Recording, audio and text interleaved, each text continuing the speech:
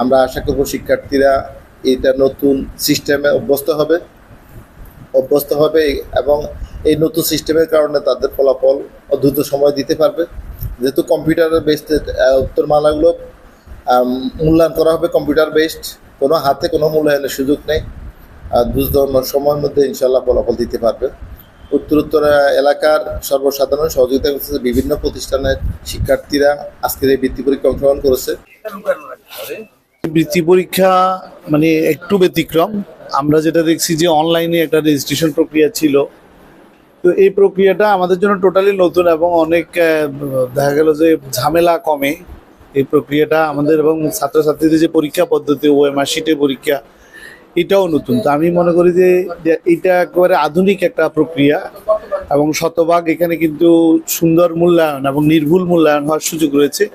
তো টোটাল এই পরীক্ষা প্রক্রিয়াকে আমি স্বাগত জানাই। এখন নতুন ধরনের পরীক্ষা এবং এখানে যারা অংশগ্রহণ করছে তাদেরও অংশগ্রহণ করতে অন্যান্য বৃত্তি পরীক্ষাগুলোতে যে ঝামেলাগুলো হয় এগুলো থেকে অনেকটা মুক্ত, সুন্দর পরিবেশে সুন্দর পরীক্ষা হচ্ছে। এবং আমরা কেন্দ্রে ঢুকে যেটা দেখলাম ছাত্রছাত্রীরা খুব সুন্দর নিরাপদ পরিবেশে পরীক্ষা দিচ্ছে। আমি ধন্যবাদ জানাই আয়োজকদেরকে। বৃত্তি পরীক্ষা অত্যন্ত আনন্দঘন পরিবেশে হচ্ছে, সুষ্ঠুভাবে হচ্ছে, সুন্দরভাবে হচ্ছে।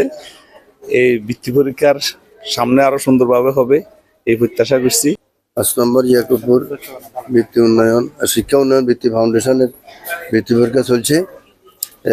আমরা খুব সুন্দরভাবে সুন্দর পরিবেশে, মনোরম পরিবেশে, খুব হাসি খুশির মাধ্যমে পরীক্ষা ব্যবস্থা চলছে। আসলে আমরা এরকম শিক্ষা ব্যবস্থায় আমরা এরকম একটা পরীক্ষাই কামনা করছিলাম, আমাদের মনে আশা পূরণ হয়েছে। আমরা এর জন্য কর্তৃপক্ষকে ধন্যবাদ জানাই। এবার যে পরীক্ষাটা নেওয়া হচ্ছে সেটা হচ্ছে ওএমআর বেস, অর্থাৎ মেশিন রিড করবে ওএমআর শিটগুলো। তো আমরা একটা চ্যালেঞ্জ ফেস করছি হচ্ছে বাচ্চারা পারবে কিনা। ক্লাস 3 থেকে ক্লাস 8 পর্যন্ত নেওয়া হয়েছে এবার পরীক্ষা। ক্লাস 3, 4 বিশেষ করে প্রাইমারি স্কুলে বাচ্চারা পারবে কিনা এটা নিয়ে একটা সংশয় ছিল। প্রথমে আমরা কয়েকটা স্কুলে সেটা পাঠিয়ে দেখলাম যে বাচ্চারা বৃত্ত ভরাট করতে পারে কিনা। কারণ হচ্ছে এখন থেকে ইউজ টু না হলে টেকনোলজি, যেমন বিসিএস পরীক্ষাতে কিন্তু এমসিকিউ দিতে হয় প্রথমে 100 নম্বরে। তো বাচ্চারা এখন থেকে এই ধরনের পরীক্ষা দিলে অভ্যস্ত হইলো। অনেক বাচ্চাকে আমি জিজ্ঞেস করছি তোমাদের পরীক্ষা দিতে সমস্যা হচ্ছে কিনা, বললো যে না। আগে পরীক্ষা দিয়েছে কিনা, না।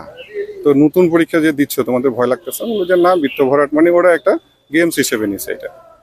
তো জিনিসটাকে ইজি করার জন্য কোশ্চেনগুলো খুবই ইজি করা হয়েছে। আর যাতে বাচ্চারা কোথায় ভুল করে, বাচ্চারা ওর রোল নাম্বার লিখতে ভুল করে, নিজের নাম লিখতে ভুল করে, এগুলা হচ্ছে আগে থেকে ফিল আপ করা থাকবে।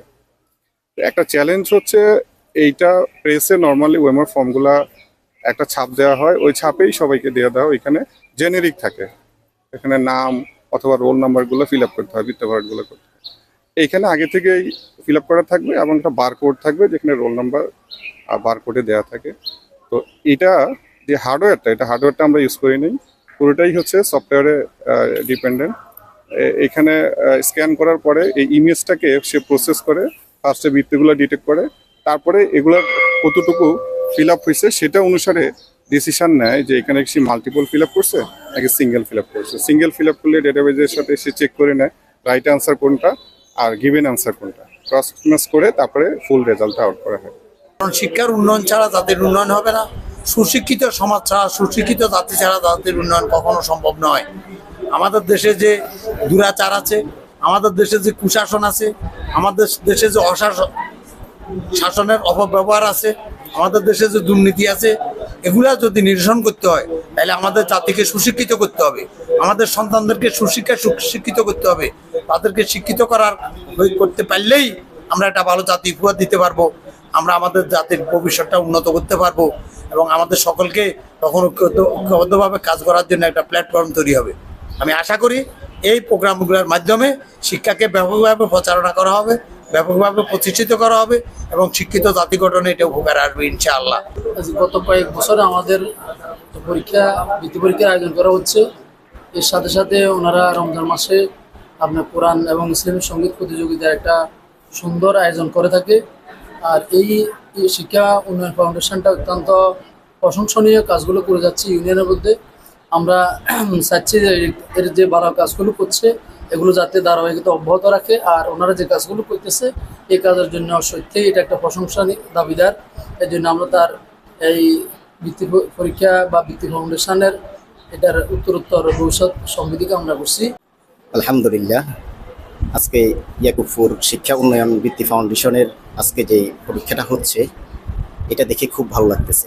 কারণ হচ্ছে একটা মেধাবী ছাত্র গড়ার জন্য যে কাজগুলো দরকার আমাদের ইয়াকুবপুর ইউনিয়ন উন্নয়ন বৃত্তি ফাউন্ডেশন খুব সুন্দর করে বিগত কয়েকটি বছর করে যাচ্ছে। আজকে আমি এখানে এসে খুবই অভিভূত যে তারা দিন দিন ছাত্রদেরকে তাদের মেধা বিকাশের জন্য যেভাবে কাজ করে যাচ্ছেন এই জন্য খুবই সন্তুষ্ট প্রকাশ করছি। আল্লাহ যেন তাদের এই সফল কাজকে কবুল করে নেন।